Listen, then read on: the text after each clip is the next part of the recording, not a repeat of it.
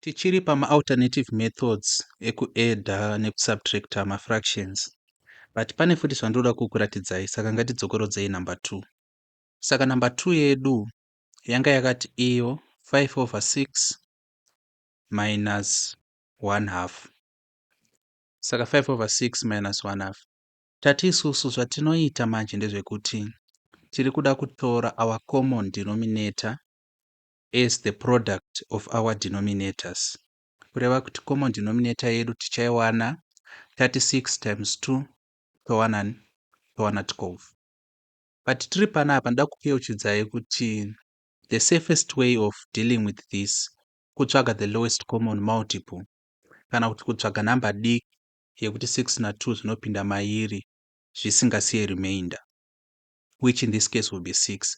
But panapa tikuda kudemonstrate tichishandisa the product of the denominators to give the common denominator, because zvinoshandawo kana takudhila nemanumbers mahombe. So ndo zvataita panapa tikati isusu 6 into 12 ndi 2 unoyu, then 2 multiplying 5 minus 2 into 12 ndi 6, then 6 multiplying and 1, of which tati isusu 2 times 5 ndi 10, subtracting 6 times 1 ndi 6 over 12. Tikazoya panapa chiti 10 minus 6 ndi 4 over 12, then 4 into 4 ndi 1, 4 into 12 ndi 3 to give us a third. But ngatiuye panapa manje ndikuratidzai zvimwe zvinhu zviri easier, then ndozodemonstrate nchishandisa imwe example yakaita hombe kukuratidza how easy this is going to be. Saka panapa tina 5/6 minus 1/200. This is equal to, pakutsvaga our common denominator tinoda kushandisa the product of denominators. But panapa manje hatisi kuti 6 times 2 is equals to 12. Tichainyora isusu takati 6 multiplying 2. Saka instead of kunyora 12 unoyu, which is the product of 6 times 2, tava tainyora irichi 6 bracket 2. Remember tati in mathematical notation mabrackets anoshandiswawo in some cases to denote multiplication. So tadaro manje takudai so, ngatishandise this color. Tikati 6 into 6 bracket 2, tiri kuti 6 uyu ari kupinda muna 6 bracket 2, of which 6 unoyu achanocheka this and this 6. 6 akacheka 6 uyu, of course takusara tina 2. 2 asara uyu ndiye akumultiply 5. Murikuona? Minus. Tova tati isusu 2 into 6 bracket 2. Handika? 2 into 6 bracket 2. Murikuona ere zvokuitika panapa kuti 2 unoyu achanocheka 2 uyu. Uyu 2 achacheka 2 uyu. Then chabva tasara tina 6. So panapa rakaiti chibvise tinyore 6 aripo kuti tisazoconfuse. Chabva tasara panapa chasara tina 6. Then 6 asara uyu manje ndiye achanomultiply 1 ari pamusoro apa. So ndo zvaitika panapa. Saka instead of kunyora 12 tanyora ingori 6 bracket 2. Then taona kuti 6 uyu achanocheka 6 osara 2. 2 asara iye ndiye akunomultiply 5. Then taona panapa kuti 2 unoyu achanocheka 2 posara 6. 6 asara iye ndiye akunomultiply 1.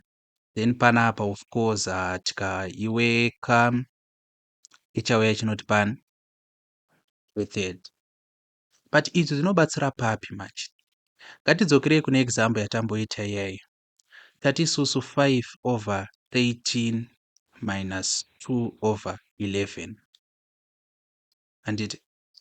Then instead of kuti multiply 13 times 11 tiwane 143, tizoshandisa 143 as our common denominator, tinogona kungotora 13 divided times 11 like this. Then 13 into 13 bracket 11. 13 uyu achanocheka 13 unoyu. Tasarwa na 11. 11 iyeye ndiye akunomultiply 5. Totati minus 11 into 13 bracket 11. 11 achanocheka 11. Tosarwa na 13. 13 iyeye ndiye akumultiply 2. Then panapa 11 times 5 ndi 55 minus 13 times 2 ndi 26. divided by panapa toinyora iri 13 chi 11. This is going to be equal to, takuda kutsvaga 55 minus 26, 50 minus 6 ndi9, then tova tazoti 5 minus 3 which is 2. Kureva kuti panapa tana na29 over 13 11. Then panapa machitotarisa kuti 13 anopinda here muna 29. 13 haapinde muna 29 because 13 times 2 ndi 26. 11 anopinda here muna 29. 11 haapindi muna 29 because 11 times 2 ndi 22 and 11 times 3 ndi 33. Saka panapa manje tenge takuda kunyora our final answer tichazo multiply 13 times 11 kureva kuti final answer yedu inenge iri 29 over 13 times 11 i143.